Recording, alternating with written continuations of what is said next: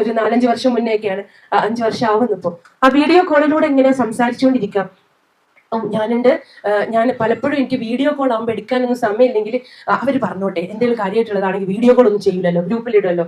ഉപ്പ, ഉമ്മ, എന്റെ 3 അനിയന്മാര്, അനിയത്തി, ഞങ്ങൾ എല്ലാവരും ഞങ്ങളുടെ ഓരോരുത്തർ എവിടെയാണോ ഉള്ളത് അവിടെ വെച്ചിട്ട് ആ വീഡിയോ കോൾ ഓൺ ആക്കിയപ്പോൾ ഞാനും ഉപ്പ പോയി കഴിഞ്ഞതിന്റെ കുറെ ബാക്കി പണികളുണ്ട്, സംസാരിച്ച് കുറെ സമയം അങ്ങനെ ഇരുന്നിട്ടുണ്ട്.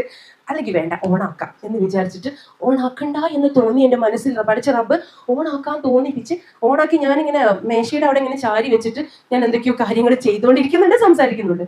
അന്നും അനിയന്മാര് കോമഡി പറയുന്നുണ്ട്, ചിരിക്കുന്നുണ്ട്.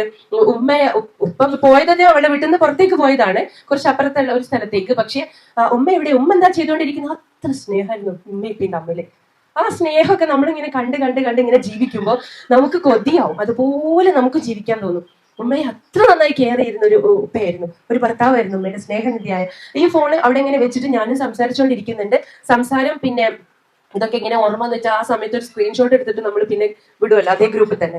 ആ സംസാരം ഇങ്ങനെ കഴിഞ്ഞുകൊണ്ടിരിക്കുമ്പോൾ കുറച്ച് പറഞ്ഞിട്ടേ ഉള്ളൂ, അപ്പോഴേക്കും ഉപ്പ പറഞ്ഞു, ഉപ്പക്ക് കുറച്ച് തിരക്കുണ്ട്, നിങ്ങൾ സംസാരിക്കും, ഉപ്പ പോട്ടെ കേട്ടോ, ഒരു പണിസ്ഥലത്താണ് ഉള്ളത്, അസ്സലാമു അലൈക്കും വറഹ്മത്തുള്ളാഹി എന്ന് പറഞ്ഞിട്ട് ഞങ്ങൾ ആ വീട്ടിൽ 5 മക്കളോട് ഉമ്മനോട് ഒരുമിച്ച് സലാം പറഞ്ഞിട്ടാണ് ആ ഫോണ് ഉപ്പ അതിന് ലെഫ്റ്റ് ആയത്.